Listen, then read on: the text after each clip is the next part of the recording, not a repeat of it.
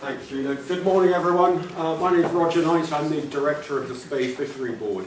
I've been doing this job for 12 years, very different and varied past before that, as have many of our employees. But what I'm going to talk to you this morning about is wild salmon and fisheries management in the wild salmon sector, because people travel from all over the world to fish for salmon in Scotland's rivers, particularly the United Kingdom, but also from Europe and increasingly the United States and Japan.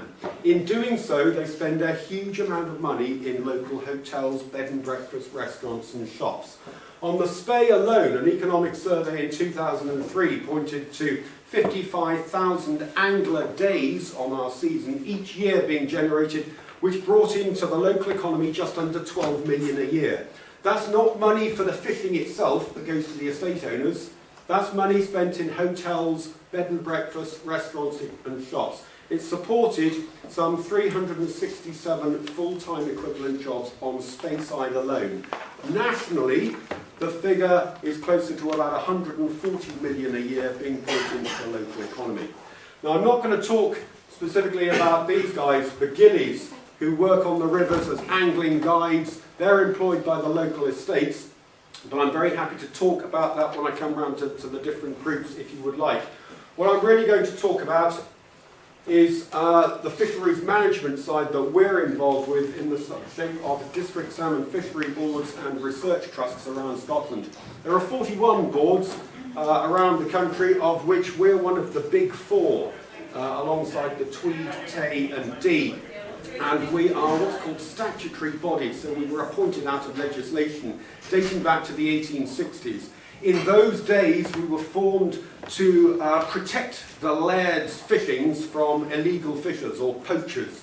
But we've evolved over time into what is now highly efficient and very professional fishery management organisations. We have a very specific remit under the legislation, and that is the conservation, protection and enhancement of salmon and sea trout throughout our districts.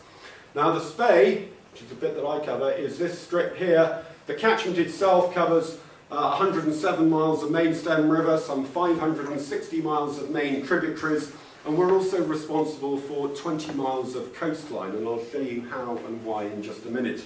That gives us just over 3,000 square kilometres of real estate to be involved in. Now, I thought I'd put this up just to show our staff structure, because we're one of the larger boards around Scotland. What I'm really going to concentrate on today in terms of career opportunities is the operations manager, what our water bailiffs do, the hatchery operation, and our research team, and what the biologists get up to. Starting off with our operations manager. This is Duncan Ferguson. Duncan actually started off in forestry a long time ago. He's probably mid to late 40s. He's been on the river for about 24 years now. Started in forestry and then moved across. And he became one of our bailiffs, worked his way up to being the head bailiff, and then I appointed him as our operations manager because I needed somebody to help with all of the works going on around the catchment. Every time Murray Council or Highland Council or Transport Scotland wanted to do roadworks, and this is the dualling of the A9, every time that has crossed a waterway connected to the Spey, they've needed to be supervised to make sure that they don't pollute the rivers in so doing, and also damage the fish populations. So Duncan acts as pretty much an ecological clerk of works, overseeing all of the river works throughout the catchment, and we've sent him on a lot of courses during his time to develop his skills in this. He advises them on method statements, just how they're going to go about their engineering works. He'll advise them on licence applications with the Scottish Environment Protection Agency, and also advise to when we need to get involved with fish rescues. This is one such fish rescue where we're stunning the fish using some electrical equipment and moving them out of these waterways so that the engineering works can take place without causing damage to the fish populations. He also gets involved in a lot of our habitat management projects. This is one we've just completed down here where we've opened up a side channel that was closed off over 100 years ago, and we've reopened it to spawning fish. We also get involved in improving former roadworks such as this culvert bridge here, which, despite being a simple and cheap method of putting in a bridge across the road, actually acted as a barrier to salmon and sea trout migrating up and down the river. So we've been putting in these works to alleviate that and ensure the fish can move upwards and downwards. So I talk about our water bailiffs. I've got 3 full-time bailiffs, 1 part-time. We have a hatchery manager who is a part-time bailiff with us. He bailiffs one of the rivers. Part of our role is the protection of the fishery, and our water bailiffs are all warranted, they are all qualified, they have legal powers of arrest, search and seizure. And on a riverbank we actually have more powers than a police officer, in the sense that we can conduct a search without a warrant. A police officer needs to get a warrant, we don't. We can search people's vehicles if we believe that they've hidden fish that they've taken inside the vehicles. If they drive back to their homes and go inside, we have powers to enter the property. So we're all qualified, well, our bailiffs are all qualified and warranted to that effect. This was a haul here from last September. We caught poachers on a Sunday morning spinning. We seized their fishing equipment, fishing tackle, and arrested one of them. They'd come all the way up from Clydebank to fish the Spey on a Sunday, and we managed to get them into custody. But our bailiffs also operate a patrol boat. As mentioned, we cover 20 miles of the coastline, and one of the reasons that we cover that is because some poachers have the habit of deploying these monofilament gill nets here from the coastline straight out to sea to intercept the salmon as they migrate along the coastline. Richard, our head bailiff here, operates this rigid-hulled inflatable, and we spend a lot of time patrolling the coastline to deter and remove any nets that we find. Richard is a former Royal Marine Commando, ex-nightclub doorman and an instructor in unarmed combat and restraint techniques. Really useful guy to have around, especially when you're dealing with poachers. So that's our law enforcement role. But beyond that, our bailiffs also spend a lot of time doing habitat management, improving the habitat around the area for the salmon and sea trout. This is Richard again, our head bailiff. All of them are chainsaw qualified to remove obstacles from the rivers, but also Duncan here putting in some soft engineering of fallen trees to improve the riverbanks and protect it from erosion rather than using rock armouring. They also get involved in fencing off some of the tributaries from cattle poaching, livestock poaching the riverbanks, so the banks collapsing into the rivers, causing pollution, and then planting trees along it as well. So we do have we do a lot of work with Forestry Commission, and the estates along the river as well. So the bailiffs are not just law enforcers; they are country managers too.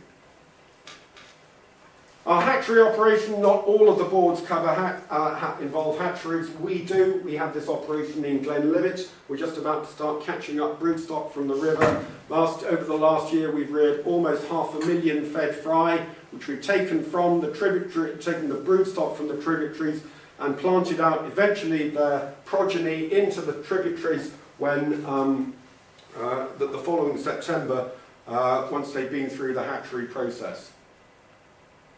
We also have a research team of biologists. They monitor essentially the juvenile health of the river, the numbers of juvenile fish, the young salmon, before they migrate out to sea, to make sure that the populations we have are healthy. They do this either by electrofishing the river or operating these pieces of equipment which are called smoke traps, intercepting the salmon as they migrate downriver to the sea to monitor their numbers. We take samples which we have genetically analysed to monitor the developments of our fish populations, and we're also involved in a lot of educational projects in schools with a programme called Salmon in the Classroom. They also get involved in invasive non-native species. Ranunculus, pictured here on the top right, white butterbur, which is becoming an increasing problem. This is on the River Fiddick, Himalayan balsam and giant hogweed. And Brian, our head biologist, is spraying some of these He also gets involved in water quality. When we have pollution events around the catchment, our biologists are involved in that. Monitoring what you can see here is actually dead fish in the rivers as a result, perhaps from a spillage from industry such as distilleries and so on. Doesn't happen too often, but when it does, we have to get involved. Almost there. I was asked to cover what we're looking for in terms of young recruits. And I have quite an ageing workforce. For some reason, when we recruit them, they don't leave. So I've now got to a stage where some of our staff are nearing retirement, and I do need to start looking at how we're going to replace them. What are we looking for? We're not looking for a whole host of academic qualifications. That's nice, but it's not vital. Numeracy and literacy, yes, we do need those. If you want to be one of our biologists, you'll probably need a degree in environmental science or marine biology. What we crucially need, though, is people who have a passion for the natural environment and want to be involved in it. They want to help conserve, protect and enhance it. They need to be able to work as part of a team, but they also need to be able to work individually. You've probably heard this before from the gamekeepers and so on. They need to be able to work alone, often in remote locations. So they need to be able to solve problems and use their initiative. Crucially, we need good communications. And that's a skill that is vital, I would suggest, in almost any walk of life, but particularly in ours when we're dealing with so many members of the public. And lastly, a good work ethic. What do I mean by that? Somebody who's not afraid to get up in the morning. We've had some people who didn't want to join us because they might have to be at work at 7 o'clock in the morning or 8 o'clock in the morning, and that was a bit too early for them. If that's your outlook on life, that's not the sort of person that's going to fit in to this role. But someone who has a passion for the countryside and wants to work in it, that's the sort of person that we're looking for. Why do we bother? Well, as I say, the huge input financially to the local economy and so many jobs dependent upon it. Our challenge is to maintain the economic value of our river whilst also achieving its long-term conservation objectives. I'm sorry, I probably overrun, but that's it.